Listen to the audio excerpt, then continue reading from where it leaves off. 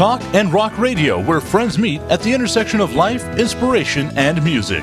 Here's your host, Rick Kern.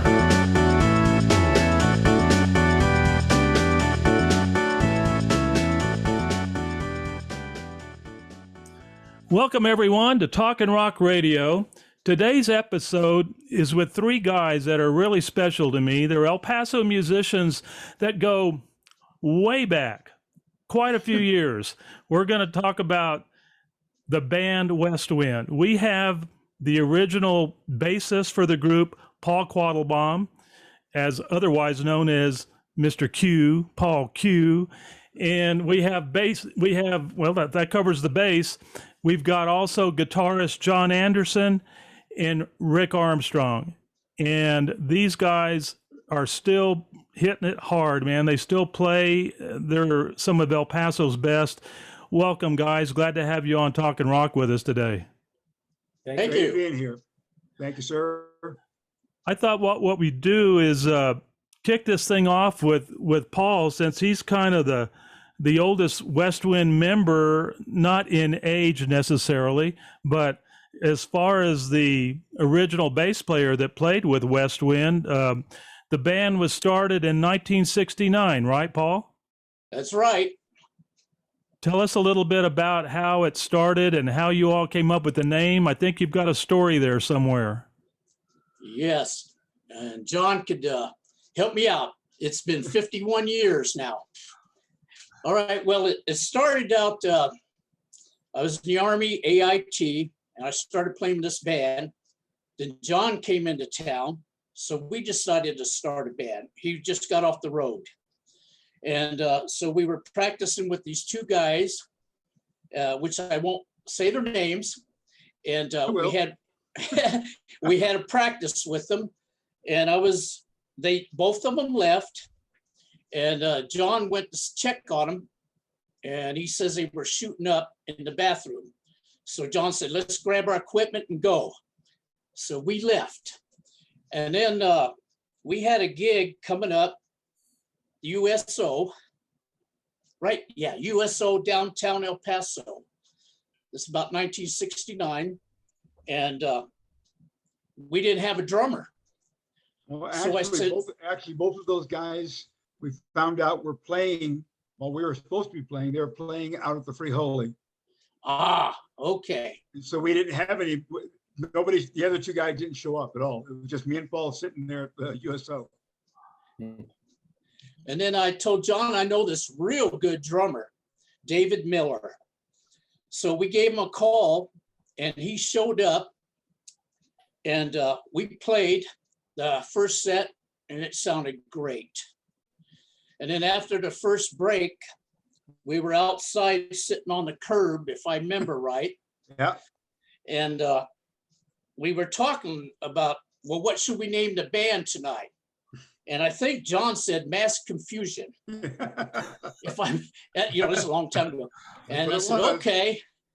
And so if I remember, we did a great job. We finished the gig, and then we decided to start a band, our own. And then David Miller said, well, I got my brother that plays drums, and Dennis Martin plays guitar. And then David said he's going to play keyboards. And I was kind of shocked. I said, this is a hell of a drummer, and he's going to play keyboards? Man, I tell you, he borrowed a Vox Jaguar with the Leslie from Mike Shank. And later he bought it, and we practiced. And I said, wow, this is going to be pretty good. And he learned faster than I've ever seen anybody learn on keyboards. And that was the beginning of Westwind. So go ahead, John. Well, David at that time was playing in a group called Pax. He was playing drums for them, and he was kind of tired of that whole thing. And he had a truck with Pax written on the side. We used to call it the Pax van. So we used to practice at Ron Miller's house, David's brother. Yeah. Practicing in the garage. And he said, my brother plays drums also. And like Paul said, he wanted to be a keyboard player. And we started rehearsing. They knew Dennis, and brought Dennis into the fold, started rehearsing. And like Paul said, that was the start of it, you know. And I don't know exactly where Westwind, the name, came from. We were throwing out names and all kinds of stuff. There was a story in one of the newspapers once that somebody said, well, there's a wind blowing from the west. We're going to call it Westwind. And that was it. So however it may be, that's the story of the very beginning of Westwind. Wow, that's cool. Do any of you all know where Dennis is these days? He's in Arizona. Yes. Yeah, but do you have his phone number? No. I think it was through Facebook. I had contacted him, or maybe an email. I may have it. I can get it to you. But I heard from him once, and we conversed one or two times, and that was it. And he never got back to me again. Well, the year before that he started with you guys in '68, he was playing in my band, and it was that was a band that we called Masters of War. It was a short-term band, but it was with Pat Lowe. I don't know if you remember Pat Lowe on keys. He was a real good. He had a B3. I remember that part of the reason why I have a bad back was hauling that B3 up the steps at his parents' house, and he had double Leslies, really the big cabinets, and then we had Mike McGill on bass, David Lambeth on guitar, Dennis on guitar, myself, and Mike Wall, who was a DJ also, and but he was our lead singer. But Dennis, I've been trying to get hold of Dennis for years, and I've reached out to Barry before, and he's never really given me, you know, the number or anything. I don't know if for what reason, or if that was even, you know, something that he didn't have at the time or whatever. I don't recall, but it would be nice to talk to him again. We go way back. At the beginning with Westwind, where were you guys playing mainly? What were you playing, clubs yet, or were you playing, you know, after game dances, or what? In the very beginning, we were playing downtown El Paso a lot. At that time, if you remember, the military here, it was a huge training base, and so the military invaded downtown on the weekends. And so there was lots of clubs downtown that we used to play. Matter of fact, we would play in the club called the Gold Rush. I don't know if you remember that club. We would play the Gold Rush in the afternoon, starting at 12. Oh, wow. Play until 4, take all our stuff out, and we'd actually cart it down the street, down South El Paso Street to the Copacabana, go down those stairs and play the night shift. Wow. Do you all remember downtown a club called the Golden Gate? Oh, yes. We played there. Isn't that the one that had the steps that went down? You had to walk down a flight of steps to get to it. And then they did have kind of a big bridge thing where the go-go dancers would dance up there. Yeah. I remember playing there. I don't remember which group it was, but it was a pain getting the equipment down. I remember that. Wasn't too bad for the guys carrying their twin reverbs or whatever, but getting down there with once again, the B3 or whatever, it was killer. But, that's what it was at the Copa. That one picture you saw with Dennis and everybody that I sent you, that one had a spiral staircase, and David had the big Hammond organ, and we would have to carry it down that spiral staircase, and generally it was like leaning on your head. Wow.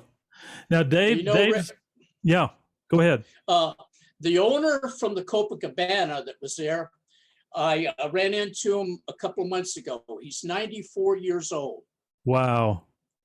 He looks great. Is he still in the club business? Oh, no. I was going to say probably not. There are not too many of them around anymore. Yeah. Back in 1972. Now, you before Rick joined the band, you guys, I see, Paul, you ended up going to Korea, right? You were in the Westwind group for a short period of time because you were in the military, right? Right, almost a year, I think, and then I got levied to Korea. I was going to Nam, but since I had 2 MOSs, they sent me to Korea. Okay, that's interesting. All the guys in the band came to the airport to see me off. That was a good feeling. Yeah. Well, and in 72, you know, ironically, in 69, when that group was formed, was the same year that I formed my group with Jim Reese from Bobby Fuller and Gail Hageman, Dick Greco, and Joe Alvarez and myself, and we were musicians, except for Jim. We were musicians at UTEP. Musicians. We were students at UTEP in the vocal department. That's where we all met. But it was pretty cool because I played 6 nights a week at the Knights Club for 3 of the 4 years that I was in college. The last year I was playing with a band called Macadamia out at the Red Flame, and but what I found interesting, and the reason why I'm bringing this up, is that I had forgotten that Westwind became the Knights Club house band after our band, after there for 3 years. I guess we were there for 3 years as the house band, but I had forgotten that Westwind became the new house band at the Knights Club, which is really cool. I noticed. Yeah, go ahead. We were a halftime house band. We played Monday, Tuesday, and Wednesday, and the 6th column played the other nights. That's what I was going to say. The 6th column had a long stint there also. Now, did you guys ever bounce over to the Jet Set also, which was also owned by Jerry Wolf Restaurants, who owned the Knights Club? Okay. I played there with other groups, but never in Westwind. Yeah, we had most of the time we were there 6 nights a week, but then part of the time we would do 3, and then we would jump over to the Jet Set and do 3 over there, and then Sunday nights off.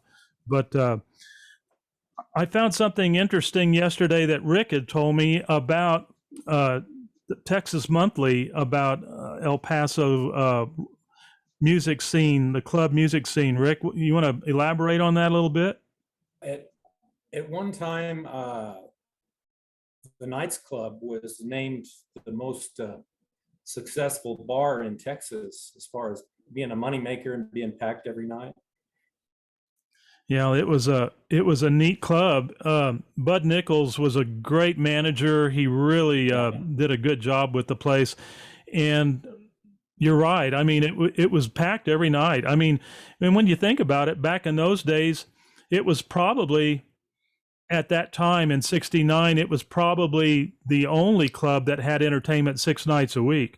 There was a lot of weekend clubs, but I think, it wasn't until later that you really started seeing when liquor by the drink started, because back even then at the Knights Club, you had to be a member to be able to get in. Now, that was easy. All you had to do was pay like $15 and you were a member, and they gave you a card. But they had to, abide by the LCB, Liquor Control Board rules and everything, and that was how it was, liquor by the drink. But it was a neat place. We always had good crowds. We had good following there, and they always had good entertainment. He would bring in special people like Joe Renteria, who would play every once in a while. And I remember there was one show called Bobby and Misty, who was a traveling husband and wife team. They were really good. But John, I'm going to ask you to share some interesting stories that took place with Westwind back in the day. Can you?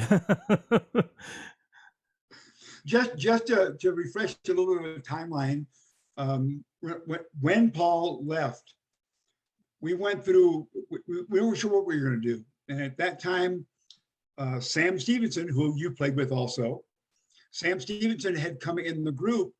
So Sam and I decided we would switch back and forth on bass and guitar. One said I'd play bass, he'd play guitar. One said he'd play bass, I'd play guitar. And we just kept it as a 4-piece for a while.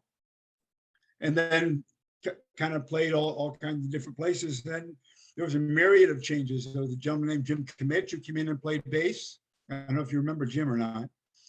He was in the band for a while, but it went through multiple changes until we got to the final editing, I call it, of Rick and myself, Jeff Murray on bass, and then the Miller brothers on drums and keyboards. That was the essence of Westwind that actually started touring, moved from the Knights Club over to the Smugglers Inn, and the Smugglers, that became the other place, like the Knights Club was, that lines out the door. And it was wonderful.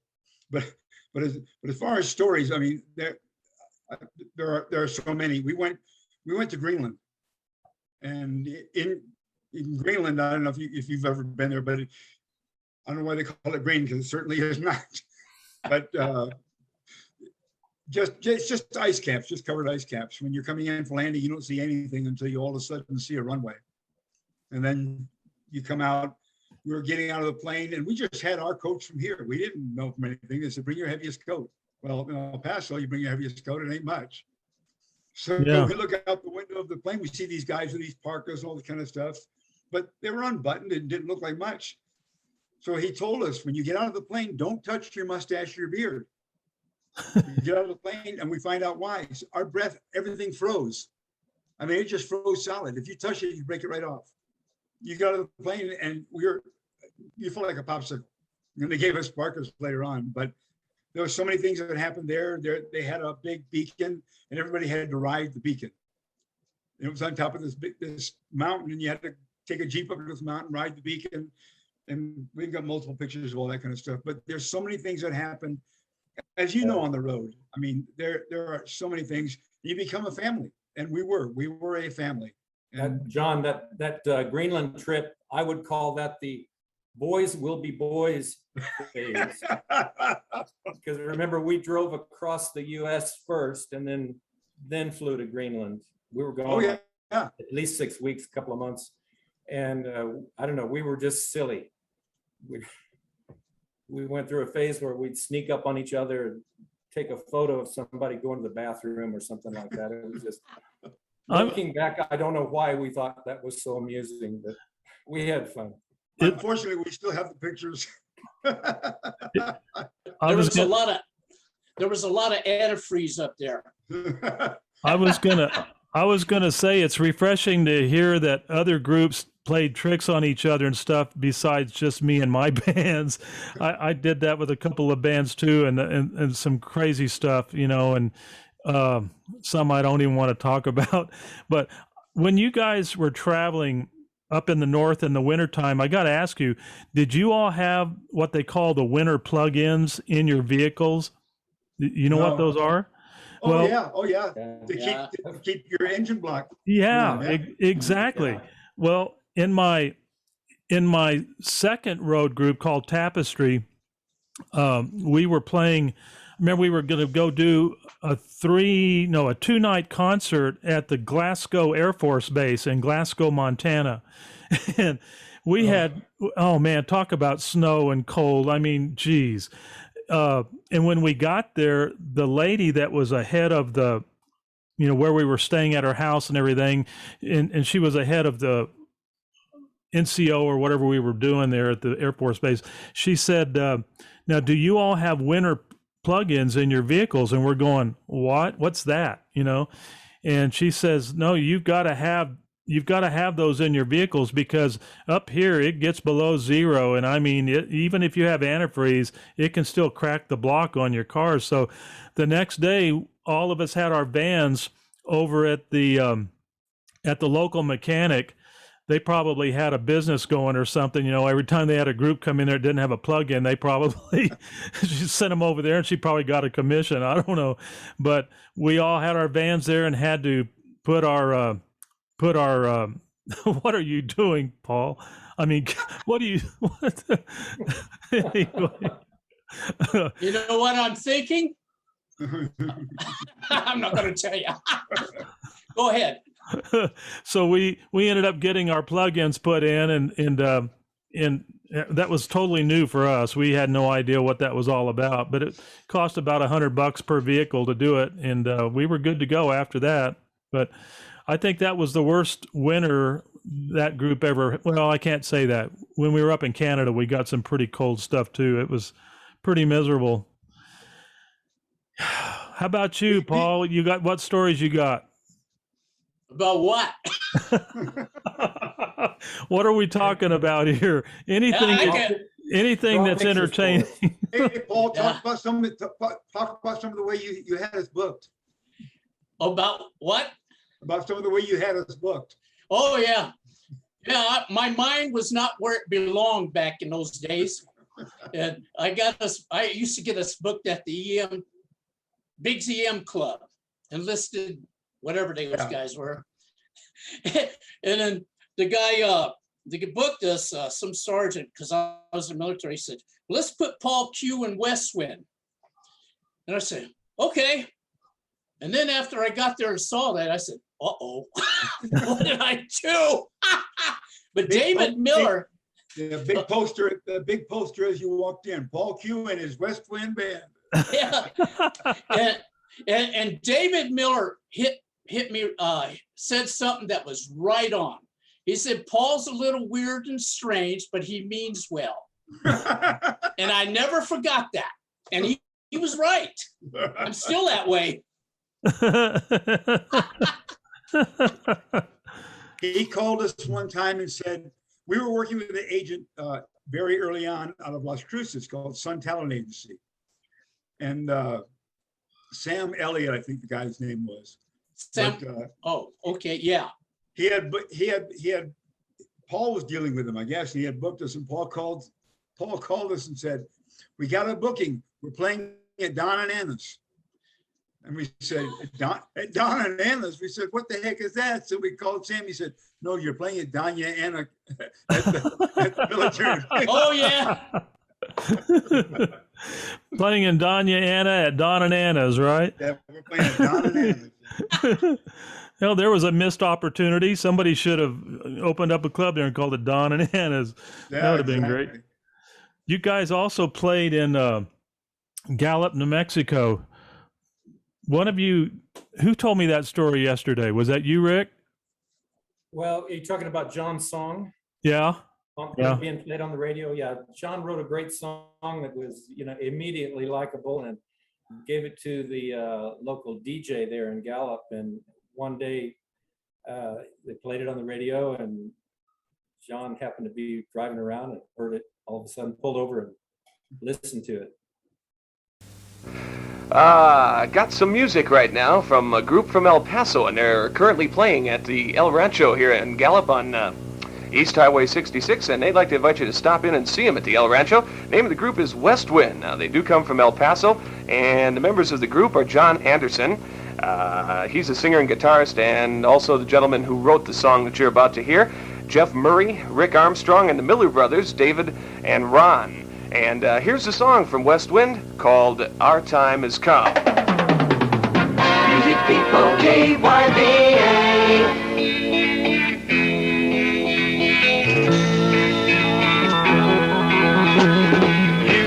You got what it takes to make my heart break, and I know you'll never leave me.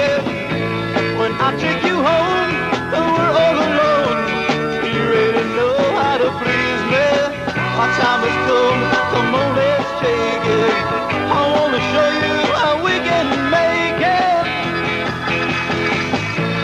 Look in your eyes, oh baby, you know you're driving me crazy. Oh, give me a chance, come take my hand. I want you, baby, with the little things you say and you do, girl. I want to show you how I love you. Come on, home with me, honey, forever. Yeah. Where are you still writing? Yes. I started writing again. I'm leaning more Americana and country, believe it or not. Like America kind of stuff, Poco? What kind is it? It's hard to say. The country thing sounds real. I have one country tune that everybody seems to like. I'm gonna try and record it. It's real two-step country, kind of wording wise, kind of current, whatever. A couple of the other tunes are more, I guess I would call them Americana. They're just different. I mean, they're what I want to say about things, Sure. How about you, Rick? Are you writing any? I'm still kind of an amateur songwriter. I've got about 20 songs out on the internet, and I've got some fans, and at the rate I'm making money on it, I'll be a dollar heir here pretty soon. But it's still it's nice to get an email from somebody from Japan or Norway saying, I love your song, So I still enjoy doing it, but I'm just not willing to work very hard at it these days. I'm retired in a lot of ways. I still play live with, as you know, I play with Rod Crosby and the Intruders. an occasional live gig, and dabble at songwriting. But I also enjoy time off with my grandkids and taking trips with my wife, taking it easy.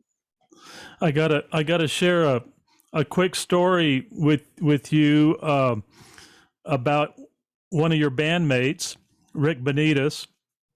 And back in the day, when we got off the road in 78, we were on the road for 6 years. When we got back in 78, we had done our album, probably a couple years before in Cincinnati. And we never sold the album in El Paso. We had it strictly to sell off the stage when we were playing in, Tahoe and, the big showrooms and stuff. We had more of a souvenir album than anything, but it was stuff from our shows.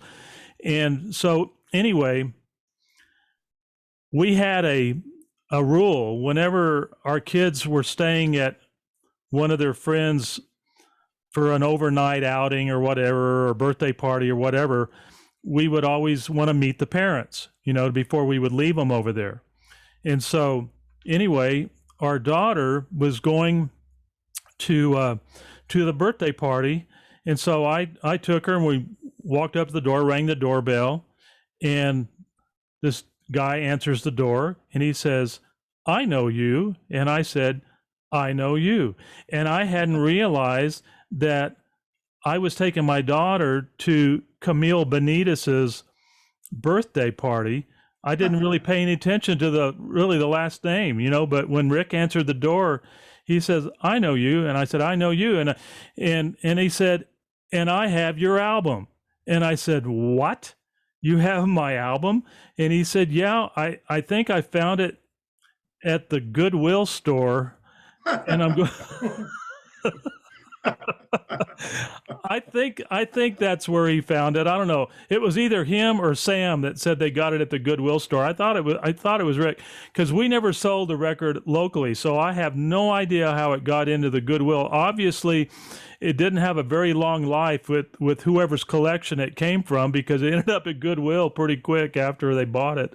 But that was kind of funny, And I didn't get my royalty of 10 cents off of that $2 he probably paid for it at the Goodwill store. Hey, Rick. Yeah.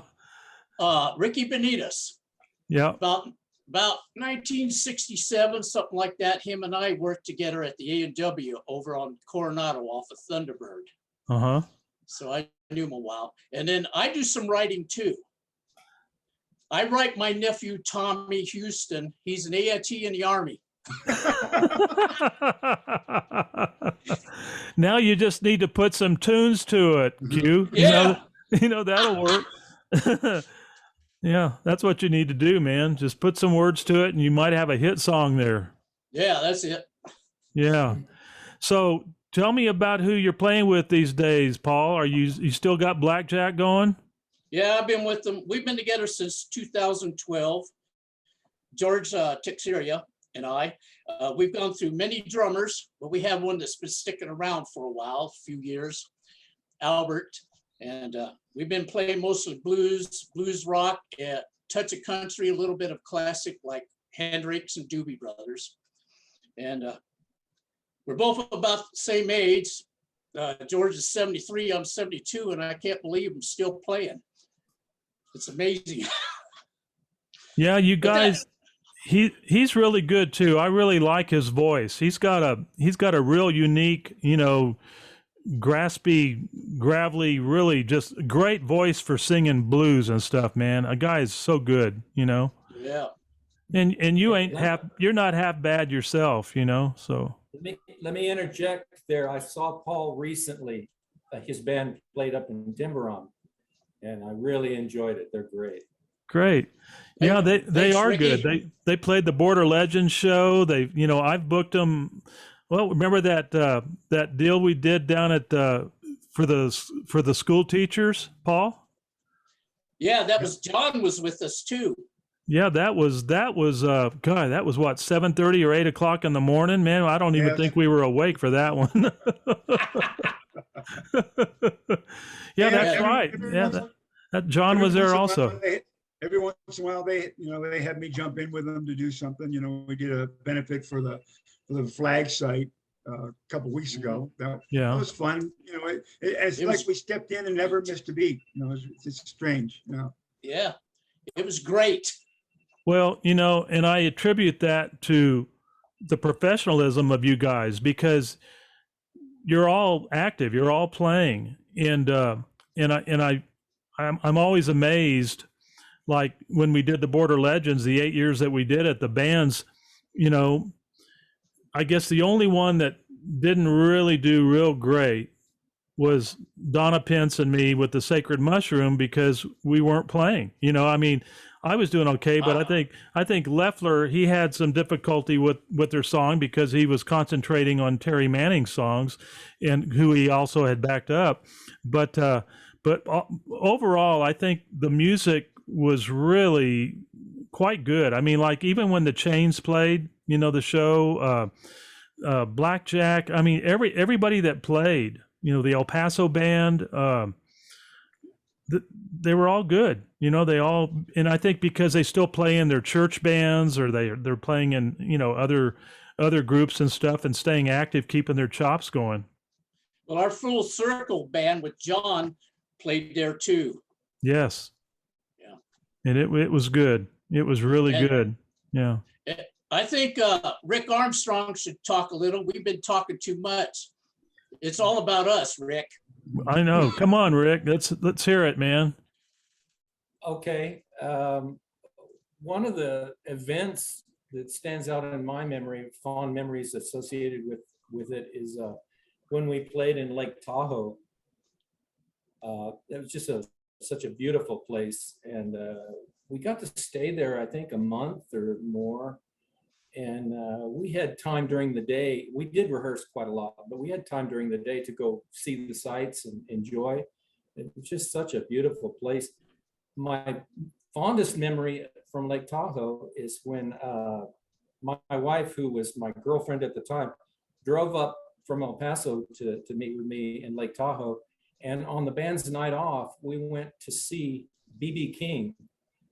He was playing in the bar there in the hotel. Not a real big room, and we got to sit right up real close in the front. What year was that, Rick? I think it was 1976. Wow. So, okay. B.B. King was at the height of his game. He was great, and his band was great. You remember the Sahara, of course. The Sahara was across the street from Harrah's. And that's where we were, at the Sahara. Yeah, that's where we played. And did you play the juniper or the pine cone, or which one did you play? Pine cone. Pine cone. Yeah. They had us one night in the pine cone, and then the next 6 weeks we played in the juniper, which was the big one that overlooked the casino. And the night that we were in the pine cone, Johnny Jackson, the drummer for the Jackson 5, sat in with us. We'd already met him, and we were doing a song called "Enjoy Yourself" by the Jackson 5. Yeah. And Johnny sat in, and he was so good. But I remember it very, very vividly. He broke my snare drum that night. And you never break snare drums. That doesn't really happen. But I guess he was really playing hard, man. He was getting after it. And so I had to. Huh? The head or the drum? Just the head. It just broke the head. That's all it was. So I took, on the break, I went out to the van and got a new head and put it in and tuned it up real quick. But it was no big deal.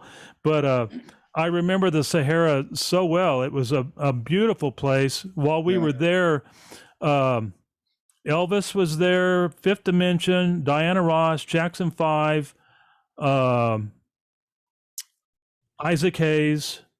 Those are the 5 main ones that I can remember. And the Jackson 5, they were so much fun. We partied with them and went to clubs with them. And I remember one night we were at an apartment, and there was a party going on. And anyway, there was some can I say recreational activity going on there, some smoking, and but the Jacksons weren't part of that. But others in the party were where we were at. And I had seen outside the apartment a bunch of cops that were pulling in and blocking cars out in the parking lot. And I'm going, oh my gosh, something's coming down here. They're busting this party or something. Anyway, I ran in and told Tito and Jermaine, I said, guys, there's a bust going on, you know, and so I was worried for them. And so they came out real quick, and it wasn't that party at all. It had nothing to do with what was coming down somewhere else. But that was one of those crazy moments that, you know, you just go, whoa, okay, this is fun, you know. You got Armstrong.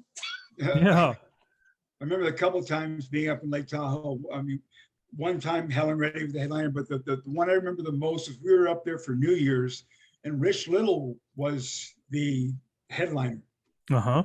And you know how you used to be able to eat down in the basement, you know, with the employees, you know, that's where you get, you know, we were on the elevator coming back up, doors open, and there's Rich Little dressed in full W.C. Fields. You know, oh no! He would do his one-time show of one person, and he was bomb. He was doing the New Year's show, and he was bomb. Was he really? Yes, yeah. But it was ideal to do W.C. Fields, I guess. You know? When you guys were at the Sahara during the day, did you go down to the castle by the lake and everything? Did you go down and see the Viking castle? They had like a replica of a Viking castle made out of stones, and it was really, really cool down by the lake. I don't remember the castle. We did go down to the lake. It Yeah. was so beautiful. We were always impressed by clear. how clean the lake was. Yeah, you could see deep down because it was Yeah. so clear, so clean. I haven't heard lately what the situation is with the fire up there. I hope they're okay. I hope it didn't get into the casino areas. I know the pictures that I saw was devastating. It really, really looked bad. The air is real bad. Yeah. I was talking with a guy by the name of Stephen McClintock, who's a good friend of Dennis Rochford from the Spring Fire Band. And in fact, I'll be doing a show with Stephen. He lives in Long Beach. And he was telling me the other day about, or no, it was Ciccarelli. Mike Ciccarelli was driving back from San Jose, I think, or somewhere seeing his mom. And but he had taken a trip through Lake Tahoe, and he said the air was just so bad you could hardly breathe. You know, it was just devastating. Yeah. Very sad. It's bad enough here from all the stuff from over there. Yeah, that's right. I don't know. Do you guys notice at nighttime? I don't know if you run your air conditioner all night. We do in the summertime. But do you ever smell anything that it's almost like it smells like gas at times? You know, are you all getting any of that? I don't know if it's smoke or if it's pollution that's happening from the refinery or what. And we don't get it all the time. Maybe it's just when the wind's blowing a certain way and it hits our air conditioner or whatever. I don't know. But it's pretty funky. Yeah, there's something. I mean, I wouldn't say what it is for sure, but there's something, and but our air quality here is really, really bad the past week and a half. Yeah, I think some of the smoke and stuff from the Arizona fires and everything is getting to us. Anyway, the times that when you all were doing the Greenland tour and everything, Don Kanji was booking you at the time, right? Yes. Yeah. Would you say that Image International was probably your best agency for the bookings that you got, or would you say Sun was also good, or what did you like as far as the most popular agents that you worked with? Well, Don seemed to have the best connections, truthfully. He seemed to have the best connections. We used to call him our dartboard manager, though, because unfortunately, seldom was it ever a play here and go on a place where you travel the trail that followed each other. It was play here and all of a sudden turn around and go way back and go play here, turn around. That's why we call it dartboard manager. It was like he was thrown at a dartboard. Here's where you're going to go. Yeah, and that's very common with agents back in those days in the 70s and everything. My wife used to say you could take the heart of an agent and put it inside of a sewing thimble, you know, because invariably they would keep you in the wintertime up north and in the summertime down in Florida. It didn't make any sense. It's supposed to be the other way around, you know. With Don Kanji, luckily, we were able to, lots of times we were able to stay in one place for a month. Yeah. So we could really it wasn't so hectic. We could enjoy our days and do some sightseeing and just relax some, you know. Yeah, that makes it nice when you can do that, and we always loved the resorts because that was the case. We would get maybe 2 weeks to a month there, and then some where they were just like 1 or 2 weeks, which we didn't have a whole lot of those. They were usually 2 weeks or so at least. Yeah. But I remember my very worst one. We were playing the Jackson, Mississippi Hilton, and we were closing on a Saturday night, and we had to drive from there to Erie, Pennsylvania. And we had that one night to get there. We had all the next day. But if you all remember the snowstorm, the Buffalo blizzard of 77 or 76, maybe it was 76, it was the worst. I had never seen 20-foot snow drifts before, man. When you go up the turnpikes up there, you have like 6 lanes going up and 6 lanes coming down. There was 1 lane going up and 1 lane coming back because of the snow so bad. They just kept one lane graded. But literally, there was so much snow, it was going all the way above the power lines. I'd never seen snow like that. When we got to the hotel, it was I can't remember, one of the big chains, Howard Johnson's. And we got there, and the snow literally was over the roof. I mean, you couldn't hardly see the hotel. It was just all snow. And man, I was one big bundle of nerves when I got there because of just holding on to the steering wheel, just trying to, keep it going, without getting stuck or spinning out or whatever. And we were seeing 18-wheelers jackknifing all over the place. It was a mess, but not good. Tell me something. In the days when you were on the road, did you ever get turned away from a hotel? I have. It said no musicians or dogs when I was on the road. That's true. Yeah, we were on the road, and Rick, were we? It was traveling like Alabama, Tennessee, somewhere. But there was, in the hotel, there was 2 cars in the parking lot. That was it. Started walking up toward the door to go in the thing. They closed the blinds, and they wouldn't let us in. They wouldn't serve us at all. Of course, really? Back in those days, we had fairly long hair and all that kind of stuff. And in that part of the country, we were already told, be ready to expect something like that. Yeah, so I think we went through those kind of trials also. The worst gig. Story. The worst gig I remember was in Calgary, Canada. Our agent that booked us there, she had put us in a room where they were used to having just basically rock bands playing dance music. And we weren't a dance band. We were a show band. And so, you can only play Proud Mary and Grand Funk Some Kind of Wonderful so many times a night. And so we I'm for that. Well, yeah, man, but it's fine if you're in the right place, but we were not in the right place. And so it was the next day after that first night, I called the agent and I said, you have to get us out of here. This is not a good fit, not for them, not for us. And I guess the first clue was when we're checking in, I'm at the front desk, and the clerk said, now there'll be no writing on the walls, no graffiti, none. And I'm going, what kind of bands are you all used to having here? It was, yeah. So that was I think we endured for at least a week. I don't know how we did it, but we learned a lot of stuff real quick, stuff that we had played at one time and just threw it together just to get them some dance music, and we did do a few of our medleys from our shows and all, but it was, not a good time. Most of the time we played pretty good rooms. They were as long as we were able to do the shows, and that's what we wanted. So We played a room in San Diego. It's called Dirty Dan's. We were the last band to play there before they turned it into a topless bar. but we get there and we find out they're in transition. Oh no. So it was a trainee topless bar, huh? We're playing and they're doing wet t-shirt contests, they're doing all kinds of stuff. And I remember one time we were doing something and one of the girls came up on stage and grabbed Rick's microphone. Rick, do you remember that? No, I forgot. She grabbed Rick's microphone and started licking it. Oh, no.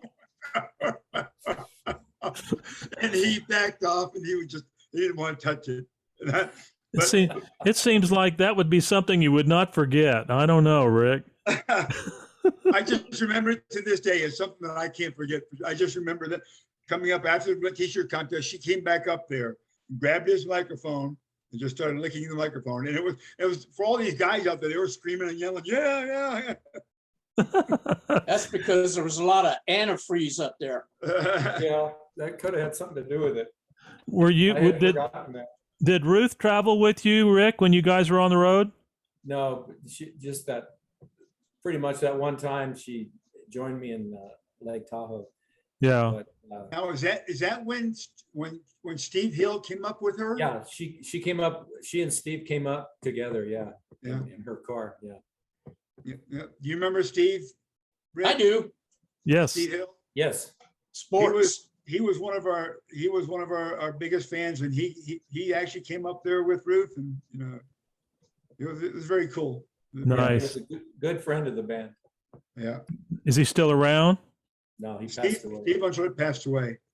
There was a guy like that used to come in and see when Sam and I, when our band morphed into Macadamia from the basic sound of Macadamia, we were playing out the Red Flame, and there was a guy that came in just about every night. His name was Jim Claridge, and really an older guy, but just super guy. He was up there in age already, but he was a true fan. He just would come in night after night and sit there and watch us, and just like the band. Well, that's I think such a difference of the time. There were true fans, true following, true followers. It's so hard to find that anymore with anybody. I mean, even the bands that are very popular right now, they have a handful, and it's because that handful morphs into more. But to have true following and true followers, those days are hard to find anymore. Let's talk about that a little bit.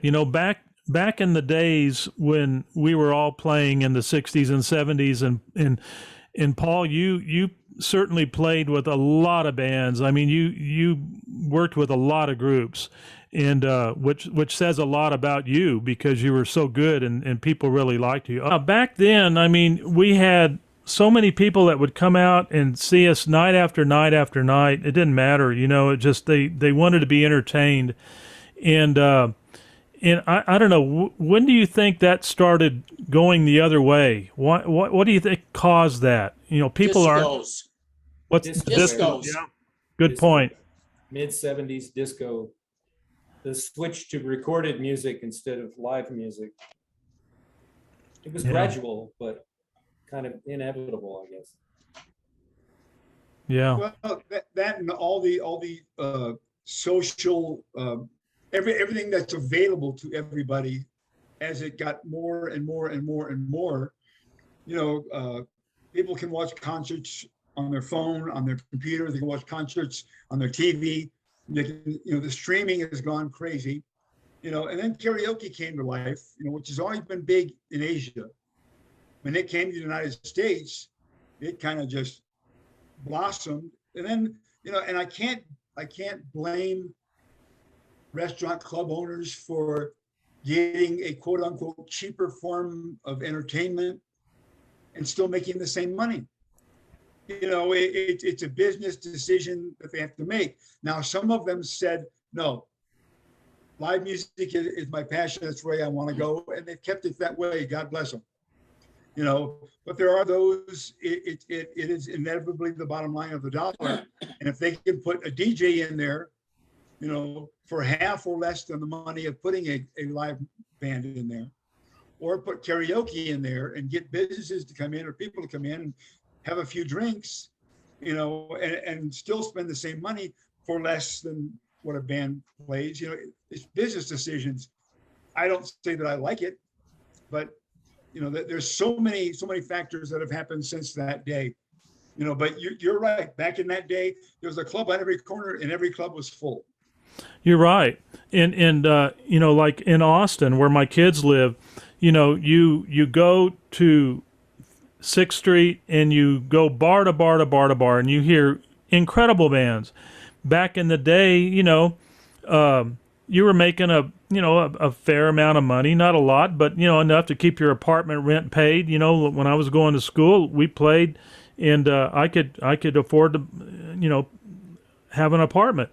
And these days, like in Austin, I don't know, there's so many musicians that are trying to be discovered, trying to find venues to play.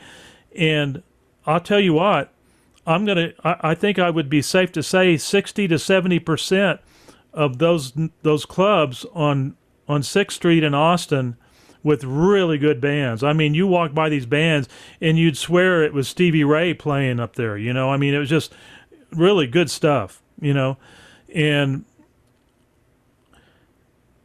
I think a lot of it is that because there's an oversaturation of musicians that want to play and be discovered, that they're willing to play for free just to get their name out there and be known, get discovered. And the bar owners know that. So they're if you're getting, $50 a night, you're lucky, and there's many of these players that are still doing it after so many years. And then there's others like Del Castillo and places that are playing some pretty good rooms, but they've got a major following, and so because of that, they can do that, and expect to see 200 or 300 people there paying, $10 or $15 to get in to see the show, so, and then here comes COVID, and that really sets things back. I guess it does help someone like yourself, though, JT, because you are a one-man show, and it helps you be able to sustain, being a working musician, and you do have, a following, and people are still going to see you, and you're playing good places like Into the Mountain Gods and stuff like that. That certainly you've got a captured audience up there. People want to go out and be entertained. Well, unfortunately, with the Inn, like you say, here comes COVID. I lost 4 months worth of contracts there, and they're still not doing lounge entertainment.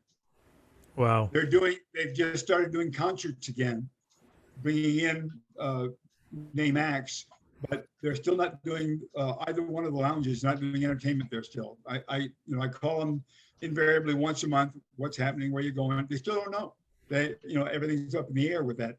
But I am fortunate enough and took it on myself to put together, a thing of where I do the one-man show. I don't do backing tracks. I don't do anything like that. It's just me. Everything you hear is me. I use a couple of toys, but also I forced myself to go in different genres music-wise, where I can play the wineries, or I can play a more rock type bar and play what they want to play. It's my versions of it. Sure. It's acoustic versions of that, but I was able to morph myself and be able to do some of that stuff. Now some for me are more fun than others. Some of them I got to go in, and if I'm playing certain types of music that I don't want to say I don't want to play, but it's not my favorite. Yeah. But I can get work out of it. And sometimes, I just turned, 71 recently.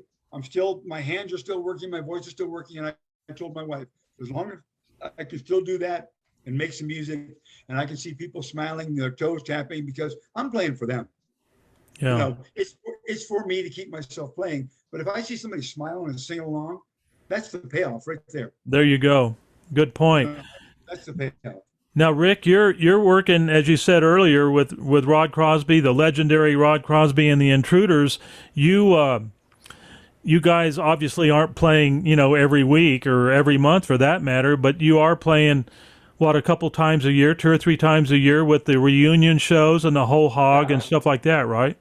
Well, and Rod's really pretty much sticking to his price, so we play for good money, but we don't play as often, we will do a high school 50-year reunion or some big production outdoor festival kind of thing where they have some money to spend, and then the rest of the time, we take time off, and when we have a good gig coming up, we'll get together and practice a month or so ahead of time, and the rest of the time we just emailing each other now and then and writing jokes. Yeah, the one of the reunions that you've got coming up is for Austin High School's 55, and that's my wife's, and we've already sent in our $200, but we're probably not going to be there because of the COVID. We're still kind of antsy about that because we're both immunocompromised, so we just can't take the chance. But we still wanted to support it because I know they're needing the money to pay for the Intruders, and so we've already paid, but we're already planning on staying home. I've got a cousin that is having his 70th birthday party this Saturday at Gabriel's. My cousin, his sister, is coming in from Denver to throw a little dinner for his party or for his birthday, and we're not even going to go to that, because we're too antsy about this COVID thing, man. I've lost too many friends. We've lost friends and relatives to it, so we just can't take the chance, Yeah, I understand. It's our world. I don't like it, but I do like living, so. Yeah, I understand. Beats the it's better, right? It's better than the alternative, I just not ready to hang it up yet. Well, at least we're live right now. Yeah, we're all Video alive wise. and kicking and sitting upright and doing a podcast. There you go. So, There you go. well, I'm getting close to the end of this thing, guys. I really appreciate you all coming on with me and talking a little bit about Westwind and the old days, and I'm glad to see you all are still playing and everything, getting it done, and keep doing what you're doing, guys. Well, thank you. Thank you for having me. It's great being able to talk to all the guys and hear all the guys again. It's a good thing. It's a good thing. Yeah, It was I fun enjoyed and it. interesting. Yeah. Whoa. You're yelling. What? Oh, I thought a bat was attacking you or something there. Yeah, Well, my wife came in and scared me. You're scaring me when you're yelling. go easy on him, Kathy. She can't hear you. I'm wearing headphones. Oh, okay. Well, anyway. Well, guys, I'm going to wrap it up, but thank you for doing this, and let's stay in touch, okay? But it's Okay. been a lot of fun. Thank Only you. by phone. Y'all have a great week. You too. You too. Take care, y'all. All right. Thanks, Bye. Rick. Bye-bye. Thank you. Thank you all for listening. I'd like to thank the El Paso History Radio Show, Jackson Polk and Melissa Sargent, for their continued support. You can hear their show every Saturday morning on KTSM 690 AM at 10 a.m. or live streaming on Barbara Given Bainey's Remembering El Paso Win on Facebook.